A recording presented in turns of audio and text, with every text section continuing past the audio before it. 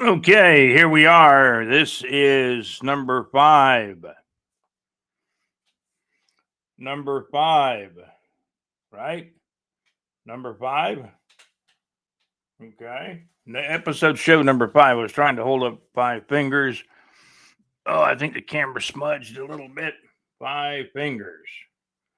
Five. Can I get my hand up there and show five? There's four. We get the thumb in there. That's five. Okay.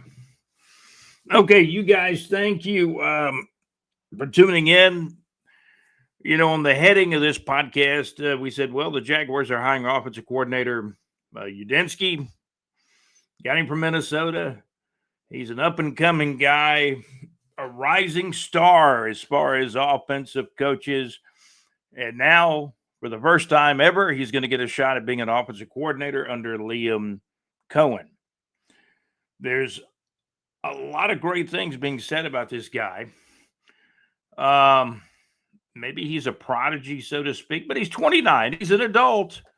He's been around the game for a while. The Jacksonville Jaguars have a new offensive leader, Grant Udinski, a 5-year NFL coaching veteran who worked with one of the NFL's top young coaches and top offenses in Minnesota. This guy was born in 1996, a year after the Jaguars started playing. So his entire life, the Jaguars have been around. Think about that. He's 29. The Jaguars have been around, 30 years now? Young guy. He's gonna. You got a young defensive coordinator, but he's 42. The offensive coordinator is 29. The head coach is 39.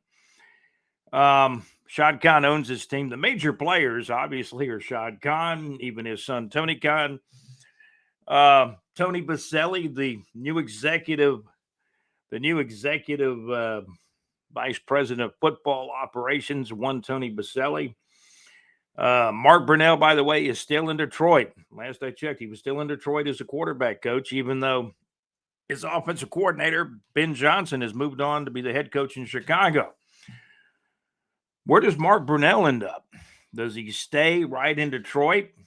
And maybe Detroit brings in a new OC. Well, they'll bring in a new OC. I haven't heard if they brought in a new OC or not, but maybe Mark hangs around as quarterback coach. Talking about the major players in Jacksonville, Grant Udinski is a major player. He's the offensive coordinator.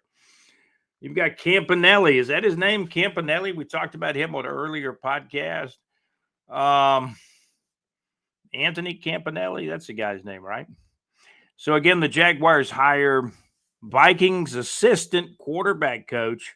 He was not the quarterback coach. He was the assistant quarterback coach and helped in a lot of the development of Sam Darnold. Sam Darnold moved around in the NFL, ended up in Minnesota. He's going to get, I believe they're going to keep him around in Minnesota. So he had probably his best year as a pro, and Udinski is a part of that, as he was the assistant quarterback coach. Jaguars hire Vikings assistant quarterback coach Grant Udinski. Again, the guy's only 29 years old. He's gotten an early start. Give him credit. He's gotten an early start on an NFL coaching career. And if he succeeds as a Jags OC, this could be a future head coach in the NFL a few years down the road. That's kind of how the league works. So Grant Udinski, did I read something where he's been? Let's see. He's actually had a 5-year NFL coaching career. And that's impressive for a guy 29 years old. There's no doubt about it. The Jags defensive coordinator, a little bit older at 42. The Jags need some help on defense. I like the fact the guy has some energy. He seems like a relatable. This guy seems like a relatable type personality. I've heard some F-bombs dropping in some of his past video sessions with players, but you got to get through to these guys. I'm not a big fan of the F-bombs, but you got to get through to these guys. He comes from a coaching family. New Jags defensive coordinator Anthony Campanelli. Um, he's happy to be in Jacksonville. He talks like Jacksonville's a tough city, and you know I mean the guy Campanelli joins the Jaguars. The defensive coordinator Campanelli joins the Jaguars after spending the 2024 season with the Green Bay Packers as their linebackers coach and run game coordinator. Well, I like that aspect of the fact that he's been the run game coordinator and suggest his job, part of his job was to stop the run of the opponent's offense. And that's the key to defense. That helps your back end.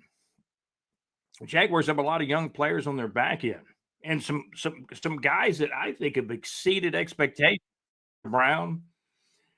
Um, I like obviously the young safety AJ Anthony Johnson. Anthony will move into like his third year with the Jaguars, still on the rookie deal. There'll be a decision, I'm assuming, made on Andre Cisco, who was a draft pick way back when Urban Meyer was a head coach in 2021. Andre Cisco was, man, where was Andre drafted? Top of the third round, I believe. Number 5. And this is episode show number 5. This is Strategic Saturday, episode show number 5 of the TEAL Shirt Report podcast, season number 6, episode number 5. I want to salute Andre Cisco, number 5 for the Jacksonville Jaguars. Been on the roster for 4 years now. The team will have to make a decision on him, I believe, to re-up him or not to. He could walk, I guess, as a free agent. I know that Travis Etienne has a 5th year. The Jaguars have a 5th year option on Travis Etienne, so he may be around for another year. Or could you see a guy or two get traded? That's not out of the realm of possibility. I probably could have seen that more with Trent Baalke. We don't know what's going to happen. Ethan Waugh is the interim GM. Is there a chance that Ethan Waugh could become, if he's good enough with the salary cap, could he become the permanent GM? I don't think so. I think they got to make a change there, but who knows? You never know what Shad Khan or Shahid Khan will do from one year to the next, one moment to the next. Shad Khan is kind of unpredictable. One thing that Shad Khan did bring up was when he talked about 2024, the main thing he said was he wasn't talking so much about wins and losses. He was talking about predictability, that the Jaguars were maybe one of the most predictable teams. That means the opponents knew what you were going to do. So thus, here comes the new coaches. Liam Cohen had a lot of success at Tampa Bay with Baker Mayfield. Liam Cohen will call the plays in Jacksonville. His success in the red zone was tremendous. When they got in the red zone with Tampa Bay, they were scoring touchdowns like well over 50% of the time. I think the number was around 60 or more. I have to pull that number up, but and then it was 6.0 yards per play? And Liam Cohen is not talking about plays, he's talking about players. Well, they had players at Tampa Bay. Had Mike Evans catching passes in the end zone. A running back named Bucky who exceeded expectations. And so some of these guys, and then Baker Mayfield, got to give Liam Cohen credit for Baker Mayfield having another good year and proving that Baker Mayfield's not a flash in the pan, but maybe Baker Mayfield needs a good coach calling the plays, kind of putting the thing together. So Liam Cohen will call the plays, but Udinski will be the offensive coordinator. Anthony Campanelli will be the defensive coordinator. Tony Baselli is the executive vice president. Tony Khan, the owner, along with his dad, Shad Khan. And Ethan Waugh is the interim GM, but probably a new GM will be hired, as has been stated here in February. I haven't heard about the new GM yet, but there's some names that have been bandied about.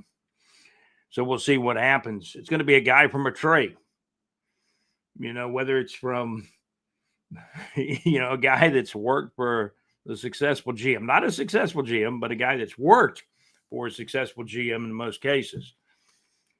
Teal Shirt Report Podcast, episode show number 5, is being brought to you by Salsa Realty and Capital, the MadMaxMix.weebly.com. Mad Max has a show on Wednesday night, his request show. Let's keep Mad Max in our thoughts and prayers. He went through a major surgery just a few days back, I think maybe a week ago. I haven't got the full report, but I have texted with Max, told Max we had him in our thoughts and prayers, and he thanked me for that. And so that means he's communicating. He's going to get better. Prayers are with Mad Max, and the hope will return for him to get back to the show soon. The MadMaxMix.weebly.com on Wednesday nights. We're also brought to you by, and JC will give you updates on Mad Max too on his show. JC has Lake Eufaula Hits has a show on Lake Eufaula Hits. JC's live from the pub show each Thursday night, starting at 6 o'clock Central Time, 7 o'clock Eastern Time. A lot of people from our Facebook group listen to it. I do, and JC will play a request for you as well. Salsa Realty and Capital for your real estate needs. Salsa Realty and Capital for your real estate needs in North Florida and surrounding areas. And I highly recommend Saucer Realty and Capital and the man over there, Larry Saucer, who we haven't had lunch in a while, but Larry, hopefully that lunch is coming, before too much longer. SEC power rankings, still working on them. I've been kind of looking at this, and due to the win in the bowl game and the fact he got 10 wins, I have to slide Ole Miss up there to about 4th. I really do. So we'll give you the top 4. Top 4 is going to be Georgia, number 1. These are SEC, BigJReport.com, SEC power rankings. Georgia number 1, because they won the SEC conference in the championship game and an overtime win over Texas. Texas, number 2. Tennessee, 3. Tennessee had a playoff performance, but they were out pretty quickly. Ole Miss did not make the playoffs, but they won the Gator Bowl game. So I've got Ole Miss 4th. I've got Georgia 1, Texas 2. Texas had a really good defense in 2024 also. And I've got Tennessee 3. Let's go back to the top again. Georgia number 1, Texas 2, Tennessee 3, and Ole Miss 4th. Those are the top 4 in the BigJReport.com SEC power rankings. On the bubble, getting to 5 are going to be teams like, LSU and Alabama. Florida is not going to be as high as LSU or Bama, but Florida will be probably 8th to 9th or 10th when I finish up the power rankings. Billy Napier's squad found him a quarterback, a guy that Billy Napier recruited about 3 years ago when he first came to Florida. And he's been recruiting him in high school, had a commitment, a long-term commitment, and then the guy stuck to his word, DJ Lagway, and finally got an opportunity to play as a freshman. He was playing along with Graham Mertz, and they were swapping time, and then Mertz got hurt, and then Lagway took over, and he got hurt, got a hamstring injury, but battled back through that and proved that I like DJ Lagway. He can run, pass. He's your typical run option pass guy, but I think he has a little, he's big too. You saw a play where against Florida State, they had him basically bear hugged and almost down to the ground. He wriggled out of it, rolled to the right to a quick pass about 12 to 15 yards for completion down the field. That play for me kind of says it all about DJ Lagway. He throws a nice snap throw. He's got really good wrist action. He reminds me, and this will surprise people because it's a whole different sport. He reminds me a little bit of Hank Aaron because of the wrist action. I think Hank Aaron hit most of his home runs because of the strong and quick and fast wrists that Hank Aaron had. Somebody asked me, I think it was probably 7, 8 years ago. Who did I think was the best baseball player of all time? First name that came in my head was Hank Aaron. The reason why, I mean, Hank Aaron played a lot of different positions in baseball, and the longevity was amazing. He never hit 50 home runs in a season, but he ended up with 755 home runs. That was consistency. Never hit 50 in one season like a George Foster did, but he was very consistent. I'm going to look up Hank, not today, but one of these days, I'm going to look up Hank's career records. They're amazing. I think Hank was the greatest baseball player, but, not by much. I mean, you got so many other great players. Some of them played longer than others. Mickey Mantle was really before my time. I think Mickey Mantle was still playing when I was watching baseball, but he was kind of a shell of himself.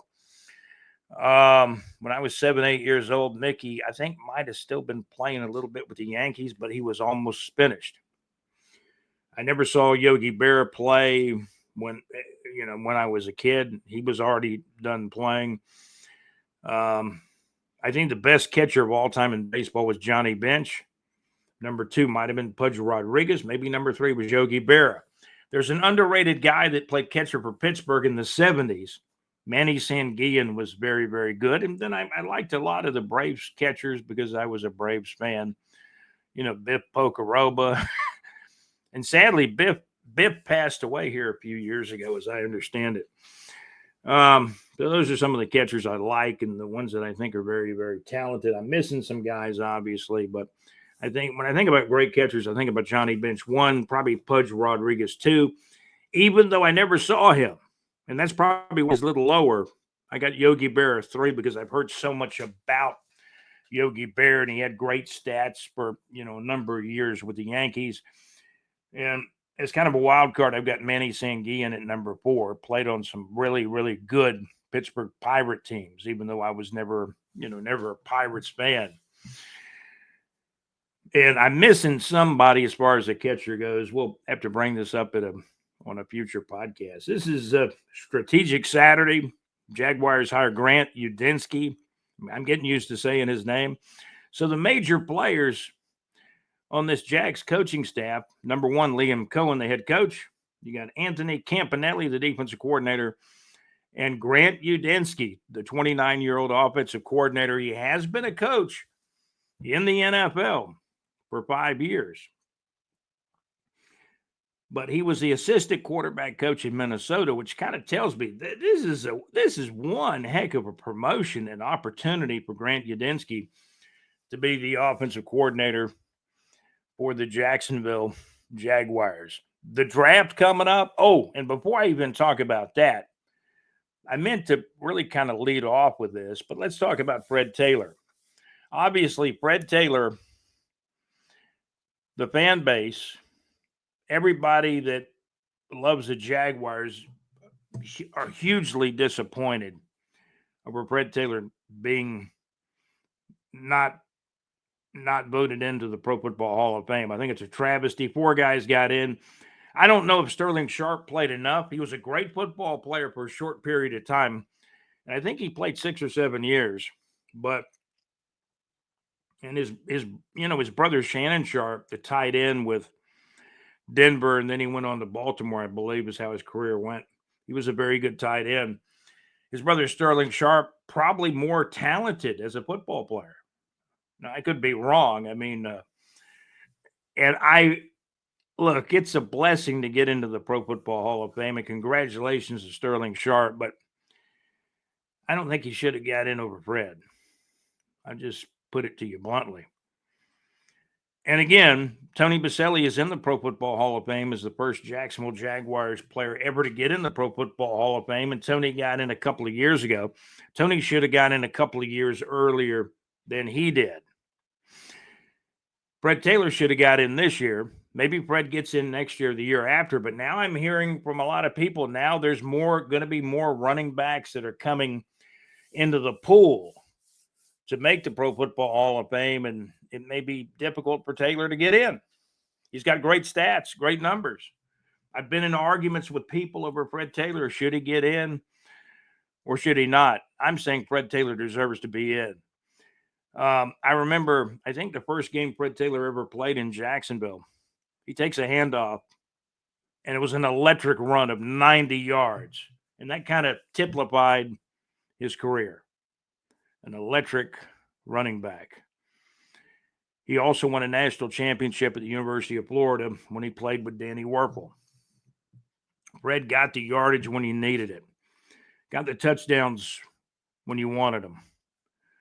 Fred Taylor should be a Pro Football Hall of Famer, but as of February the 8th, 2025, he is not.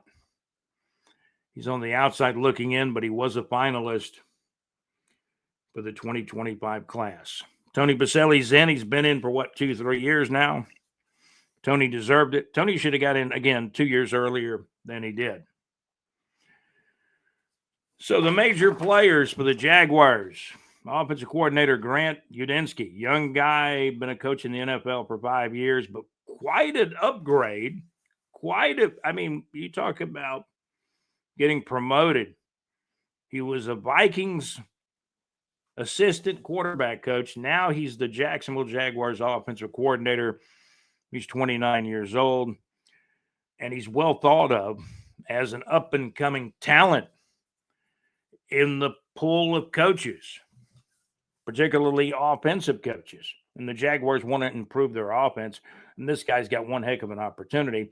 And not only that, he's got some potentially really good players around him. However, now that we move into talking about the draft, and Tony Baselli is the executive vice president, there is absolutely no excuse not to get offensive linemen at the top of this draft. Sean Gaylor thinks it's a second round. I'm hoping it's a first round. I really am. You can get tantalized by an offensive player, cornerback at the top of the draft. You got to be careful. Got to be careful about that. Remember when C.J. Henderson was drafted by Dave Codwell, the then Jags GM, and that didn't work out. I haven't heard much about C.J. Henderson. I believe he's with us now. And he was a highly drafted first-round cornerback for the Jacksonville Jaguars. C.J. Henderson. And then it was said, even before he was traded, there might have been some issues there mentally. And he's no longer with the Carolina Panthers where the Jaguars traded him.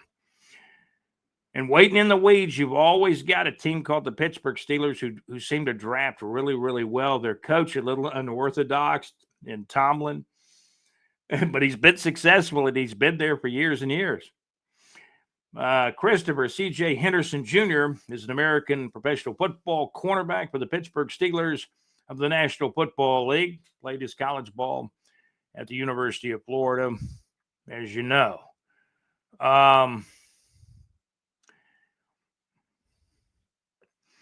So, yeah, I don't know. I don't know what's going to happen with that guy. I know he's been around the league now for what? He's been around the league like 4 years, 3 different teams maybe. But now you're talking about a guy like C.J. Henderson, whether he's been successful or not, soon he'll be eligible for the NFL retirement. Everybody talks about the NFL. It's true. There's some corruption. There's some greed. There's a lot of money involved. And the NFL is obviously in bed with gamblers, our gambling operations. You know, they got a team in Vegas now. I love the Raiders, but did you ever think there'd be a team in Vegas? So I'm calling them out on a little bit of corruption. Super Bowl is this Sunday. Take a look at the point spread. The last time we looked at the point spread was a situation, and by the way, we're running behind on the audio platform, so you need to subscribe to the YouTube channel for the Teal Shirt Report podcast, because on the YouTube channel, you're always getting the most current and the newest stuff, but we do eventually filter everything down, or most, not everything, but most everything to the audio platforms on Buzzsprout, Spotify, etc., Apple Podcast. And I mean, we've got a lot of listens on the audio platforms, but please step up, listen to the audio platforms also to kind of get a refresher. But YouTube, we got the newest stuff available. Super Bowl, I need to take a look at it. Did I run down? I did run down not all the teams, but we ran down the 2024 BigJReport.com SEC Power Rankings, top 4 teams. Georgia won, number 1. Texas, number 2, even though Texas was in the playoff a little bit longer, but Georgia won the SEC championship game. Georgia 1, Texas 2, Tennessee 3, but they had an anemic offense a lot of the year in the first half. They get that corrected. You know, if their coach can get that corrected, they can be a bigger challenger for the SEC title. And number 4, Ole Miss finished with 10 wins and a Gator Bowl victory over Duke. And we're gonna review everything, because I know that everybody's saying, well, what about Bama, LSU, some of the other teams, Missouri? We will continue to research that, and we're getting closer to putting the entire 16 teams together and how they finished the 2024 SEC football season. And as far as, let me see here, as far as this Sunday, let's see what's going on with the Super Bowl. A 1.5 point spread still. I heard the other day Kansas City was for a time a 1 point favorite in the Super Bowl. Let me see here. Okay. We did actually take a look at a source that likes the Eagles. The spread, Kansas City's a 1.5 point favorite.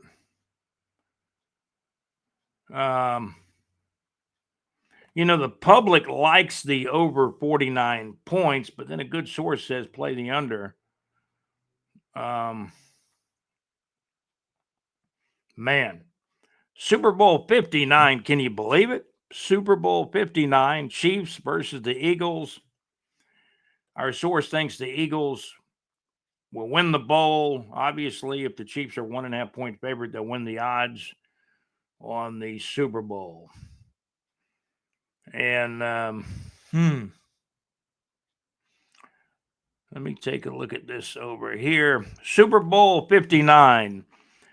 It'll be on Fox TV February the 9th. That's this Sunday, February the 9th at 6:30 p.m. in the Caesars Superdome. That's in New Orleans. Philadelphia Eagles 14-3. Kansas City Chiefs 15-2. Kansas City Chiefs, in most circles, a 1.5 point favorite. One of our sources likes the Eagles to win, beat the spread, and the points to go under. The general public likes the points to go over. So bear all that in mind. Who do I want to win? Man, I don't give a darn. I really don't. I think when people start talking about Mahomes or Mahomes, Patrick Mahomes, they're thinking this is a dynasty, especially if he can make it 3 Super Bowl wins in a row. He's a good player. Andy Reid is a phenomenal coach. And he traded up, and he's the one that did it. He traded up to go get Patrick Mahomes. And the rest is history. Andy Reid was a coach in Philadelphia. The Chiefs were having a losing season, and then what did they do? They got rid of their coach, and they hired Andy Reid. They've been really a good to great team ever since. And I think the Chiefs' total roster is probably not as good this year as it's been in the past, but they've still got Travis Kelce and Patrick Mahomes. And their defensive backs are pretty good. Jalen Hurts is a good quarterback. Probably not the passer, obviously, that Patrick Mahomes is, or the the general. They can see the field survey. But I'm going to say Jalen Hurts is a good quarterback. He's a top 5 quarterback in the NFL. Patrick Mahomes probably is the number 1 guy. So let the game begin, right? This Sunday night, the Super Bowl on February the 9th. I'm not going to make a prediction, but a close source of ours believes Philadelphia wins the game. The points go under. But the Kansas City Chiefs are a 1.5 point favorite in Super Bowl 59 in New Orleans this Sunday evening, February the 9th. 30 minutes in, Icemen keep playing good hockey. We'll take a look at some North Florida entertainment. Let me see where the Icemen are. They had a matinee the other day. They beat up on the Savannah team, the Ghost Pirates, I think they call them. Let's take a look at the standings anyway. East Coast Hockey League, Jacksonville Icemen. They're playing great hockey. They're starting to make those late season additions to the roster. There'll be a playoff team. Playoffs, that's right. Icemen with a winning record. And there's nothing wrong at all with the team 27. They are coming off a loss, but the Icemen 27-16-2. Basically 11 games over 500, a couple of overtime losses, a shootout loss, but they're 27-16-2. They're in a third place tie with Orlando in the Southern Division of the East Coast Hockey League. And the Jacksonville Icemen are part of North Florida Entertainment. And they're basically North Florida's hockey team. There is a team in the Panhandle that plays in a little bit of a lower league, a team out in Pensacola. I just found that out the other day, the Pensacola Flyers. And they're pretty well entrenched in their market, like the Jacksonville Icemen are in their market here in Jacksonville and Northeast and North Florida. We'll take a look at the concerts. Also, we told you about the major players involved in Jacksonville Jaguars football. Tony Baselli, the executive vice president. You got head coach Liam Cohen, owner Shad Khan, his son Tony Khan. Mark Lamping is kind of the right-hand man for Shad Khan on the business side. And who makes the draft picks ultimately? I think it goes through Tony Baselli and Liam Cohen. I think that Liam Cohen and Tony Baselli have got to be in agreement on who that pick will be. And the Jaguars are drafting where I believe they've got the 5th pick in the first round. Coming off a bad season at 4-13.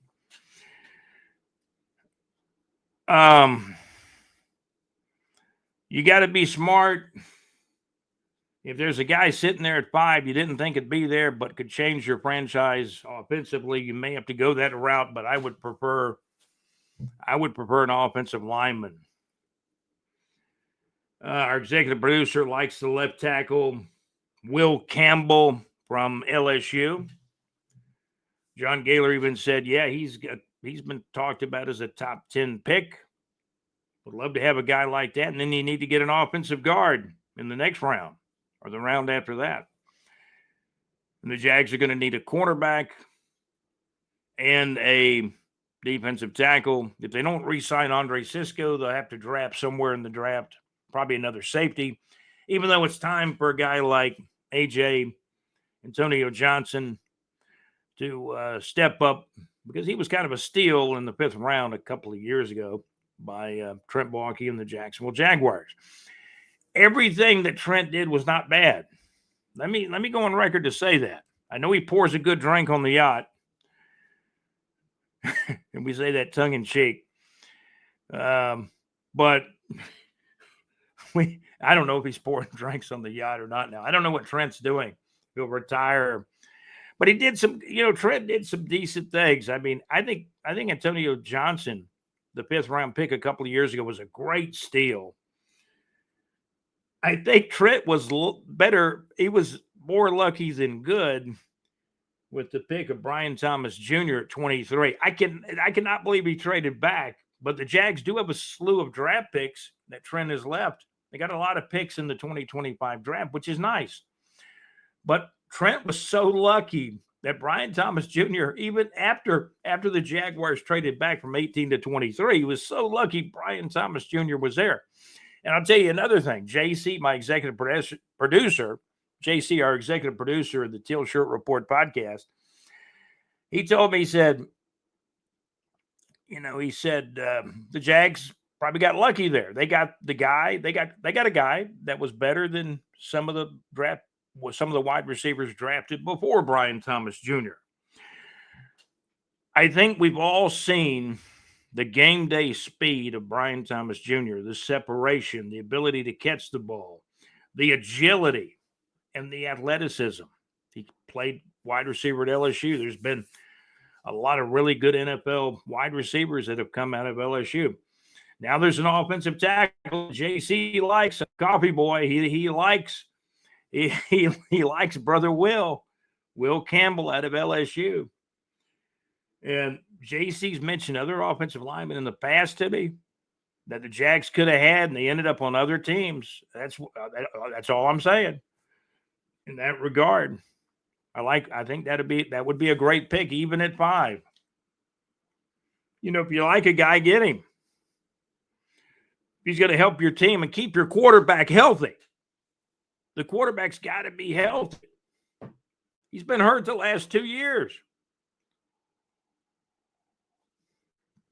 Man, this coffee's good. The coffee boy outdid himself this time. Thank you so much. Robin Trower will be in Jacksonville. The Jacksonville Icemen got a lot of games coming up in February on home ice at the VyStar Veterans Memorial Arena. Go by and see them. That's a winning hockey team. They're going to be in the playoffs. That's right. The Jaguars aren't in the playoffs, but the Icemen will be in the East Coast Hockey League. I was telling everybody a couple of podcasts ago about Robin Trower, and I had forgotten all about Robin Trower. When I was working at WEXI Radio back in the early 80s, I did sports talk in the afternoon. And there was a guy that worked there, and he did a music show there because there was no such thing as sports radio then. No, it was radio stations that had a format. They were doing middle of the road. They were doing maybe talk, contemporary music, but then they would bring a sports guy in to do an hour or two of sports talk or sportscast like Jay Solomon did, who was really a mentor of mine and he really got me started in radio. Sadly, Jay Solomon passed away a number of years ago. He was a godfather of sports radio. He was in sports radio before there was sports radio officially. So when I was at WEXI and I did a sports talk show in the afternoon before I went back to WJAX and went into more of the music formats and the music realm of radio, there was a guy that worked at WEXI. I did the sports talk show, but briefly there was a guy, Alan Day. He went by Alan Day, and I think he'd gone to Jones College in Jacksonville. And he did kind of a middle of the road, big bad, middle of the road type show, but he would slip in a Robin Trower guitar song every now and then. And he'd say, "Yeah, Scott, that's Robin Trower." I said, "Yeah, I've heard of him." But I have to admit, I've forgotten all about Robin Trower the last few years. But lo and behold, Robin Trower is going to be in Jacksonville on February the 25th this month, Tuesday, February the 25th of 2025 at 8 o'clock p.m. at the Florida Theater. Robin Trower, my friends, is 79 years old. He was born in Catford, United Kingdom. JC, I know JC's thinking about it. I got to look this guy up. I don't know who he is. Well, JC might know who he is or might have heard of him. Robin Trower was compared to his peer, Jimi Hendrix. He's a guitarist, JC. English blues rock guitarist, been classified as hard rock back in the day. Robin Trower was with a band. I think when he kind of got started, he formed a band called the Paramounts back in the 1960s, from 62 to maybe 66. And then he got involved in a band called Procol Harum. Procol Harum did I know this is a top 10 song, JC. You can look it up. The Whiter Shade of Pale by Procol Harum. He was in that band in 1967. And then after that, Robin Trower, I kind of remember him. I don't know if he was in any other bands after that, but he was more of a solo guy after that. Robin Trower this, Robin Trower that. Off and on. I didn't hear about Robin Trower for years, but now he's the next show up at the Florida Theater. English blues rock guitarist Robin Trower performing on Tuesday, February the 25th of 2025 at 8 o'clock p.m. at the Florida Theater. Robin Trower, 79 years old, was born in Catford, United Kingdom. Robin Trower is compared to his guitar peer, Jimi Hendrix. So, you know these guys that are up in age? I saw Willie Nelson. Willie Nelson's going to do a show, and I think he's 90 years old. He's coming to Northeast Florida down the road. And Willie better get there quick. I'll tell you that. Robin Trower, though, was 79. He's younger than some. I always wanted to see Gordon Lightfoot. And Gordon, if he was still living, would be, I think, a couple of years older than Robin Trower. But I never got a chance to see Gordon Lightfoot. Probably one of my top 100 songs of all time was Sundown by Gordon Lightfoot. But Robin Trower's still around. Show's coming up quick. Keep living, Robin. Keep on keeping on. You got to get to Tuesday, February the 25th at 8 o'clock p.m. at the Florida Theater. Trower is 79, still playing the guitar, and it's hard rock. English blues, rock guitarist Robin Trower will be in Jacksonville performing on Tuesday night, February the 25th of 2025 at 8 o'clock p.m. at the Florida Theater. Trower is 79, born in Catford, United Kingdom. Robin Trower, again, compared to by many to his peer Jimi Hendrix. Robin Trower, probably the biggest band he was in was Procol Harum because they did have a top 10 hit. I believe it was a top 10 hit, JC. The Whiter Shade of Pale. That had to have been a top 10 hit. Great song. And Robin Trower was in that group, and then he was in a group called the Paramounts prior to that. I don't really remember the Paramounts, but I remember Procol Harum. They were kind of before my time too, but I remember them in radio playing them on oldies shows and that type of thing. So Robin Trower, February 25th, will be at the Florida Theater here in Jacksonville, Florida. There's other great shows coming up too. You got Gladys Knight, Chicago, the mega group Chicago, decades and decades of music now. I remember in the 70s when I was a real young kid, I loved Chicago. I was always more of a Chicago fan than a Beach Boys fan. But you got Chicago coming to Northeast Florida, Gladys Knight, Foreigner, the Gene Simmons Band. Hey, all the concerts are up on the Neighbors 2 section at bigjreport.com. I'm not going to read them all now, but you go to bigjreport.com, check out the Neighbors 2 section. I hope you'll be glad you did. Episode show number 5, saluting Andre Cisco, the current, at least for now, current safety for the Jacksonville Jaguars, one of the safeties. I want to salute Harmon Wages. And I'll tell you a little story about Harmon Wages. My dad used to talk about Harmon Wages all the time. He was a guy that ended up with the Atlanta Falcons. And he kind of played, I think, in the Steve Spurrier era, but Steve Spurrier was a Heisman Trophy winning quarterback. Harmon Wages could play quarterback, could play running back, you know. So he was Atlanta's Paul Hornung kind of, and played for a brief time in the NFL, wore number 5. And I believe Harmon Wages, most of his life, I believe he was originally from Jacksonville, Florida. And I'm going to salute Harmon Wages. You know, I believe Harmon is still around. I believe Harmon be a friend of Harmon on Facebook. Harmon Wages. Harmon Wages. I don't know if Harmon's got a Wikipedia. Well, he does. He does have a Wikipedia. He was born back in 1946. He wore number 5 with the Atlanta Falcons. I know Mad Max remembers him because he played for the Falcons. And I'm not sure. Max is like me. He's probably not really a Falcons fan as much anymore. I mean, I liked the Falcons when Steve Bartkowski played for him. Hey, let me tell you, Harmon Wages is still with us. He's 78 years old. He was born in 1946 in Jacksonville, Florida, same town I was born.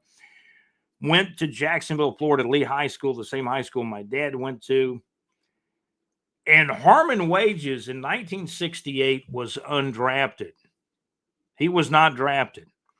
So and there was a lot more rounds back then, but Harmon ended up putting together an NFL career from 68 to 71. And then also in 1973 with the Atlanta Falcons, Harmon had 85 receptions. This is a guy that could play a little quarterback, could play a little running back, war number 5. Rushing attempts, 332. Rushing attempts, 1,321 yards. 85 receptions, 765 receiving yards. He had 50 passing yards in the NFL. He just didn't stick around that long. And when he played, he didn't play all the time. Harmon Wages was born in Jacksonville, Florida in 1946. He attended Robert E. Lee High School in Jacksonville, where he was a standout quarterback for the Lee High School Generals high school football team back in that would have been because he was with Atlanta. He was with Atlanta from 68 to 71. So he was basic. And then he went to Florida prior to that. He was at Florida during some of the Steve Spurrier time. So he's not going to play quarterback at Florida with Steve Spurrier there. So he was going to Robert E. Lee. If I add my math up, he probably spent, probably 4 years at Florida. So he's a guy that played at Robert E. Lee like early to mid, I'm going to say early 1960s at Robert E. Lee here in Jacksonville. So Harmon Wages, we salute you, buddy. Born in Jacksonville, Florida. So Harmon's got to be a Jags fan. Got to be. I'm sure he's got some ties with the Falcons. He played for a number of years too. And Harmon he was not a starter. I mean, Harmon's a guy, you heard the stats. Those are life, career stats.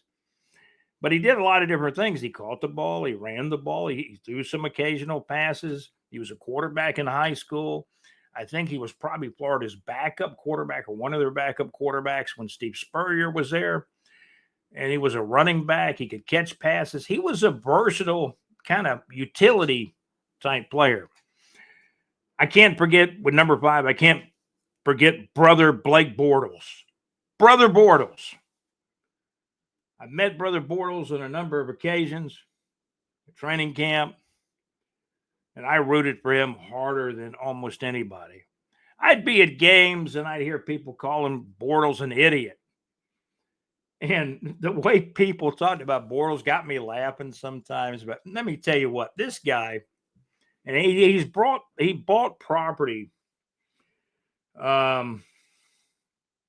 near the beaches. He had a home down at Jack's Beach. I don't think he's got that home anymore, but he bought some property because he had some money. He had a pretty good contract with the Jaguars, his final contract. Then when the Jaguars kind of said goodbye to him, he ended up being a backup quarterback, with a few teams. Denver comes to mind.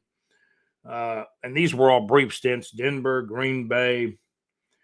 He was with the LA Rams. Might have been another team in there I'm forgetting about. I think New Orleans offered him a backup deal, and he might have been with them briefly, but then said goodbye and retired from football. Bortles bought some property near Atlantic and Jacksonville Beach. In that area. I'm trying to remember the name of the area, but I want to salute those.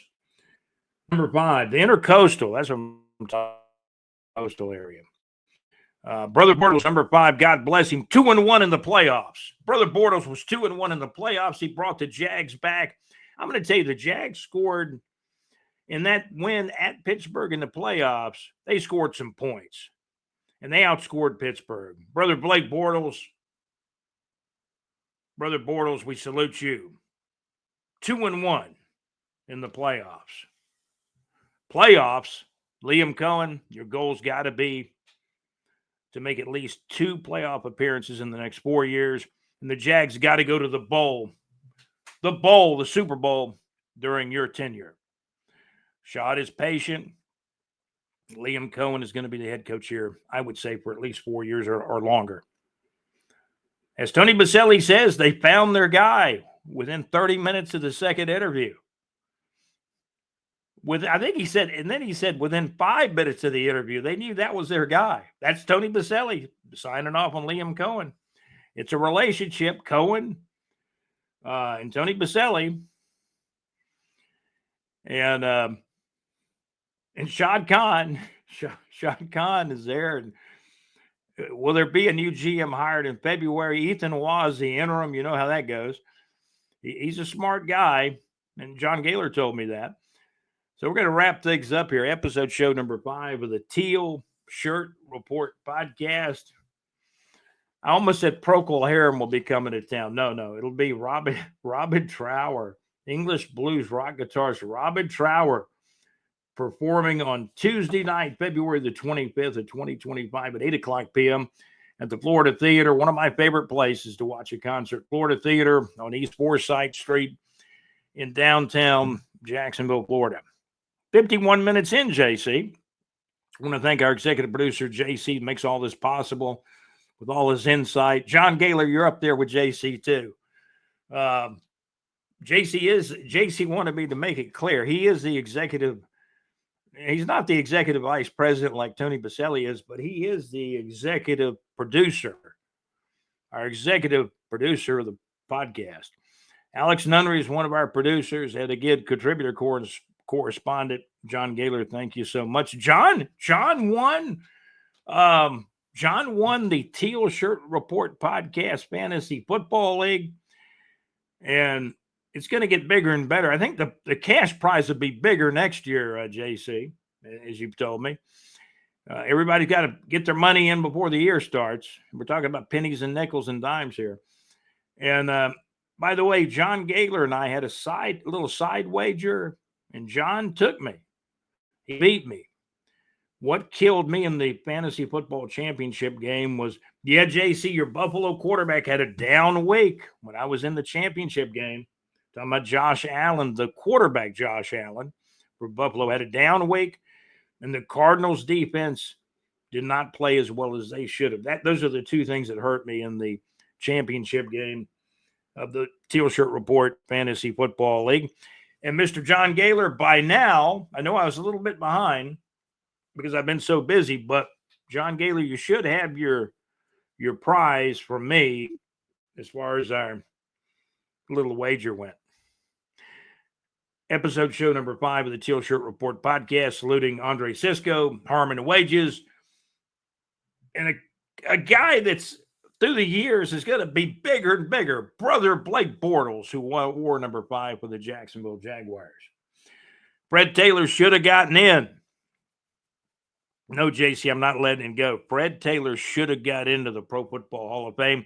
Leave your comments about Fred Taylor in the Hall of Fame. We're going to talk more about Fred in the next podcast. We'll work on the BigJReport.com SEC Power Rankings. I gave you my top 4. Number 1, Georgia.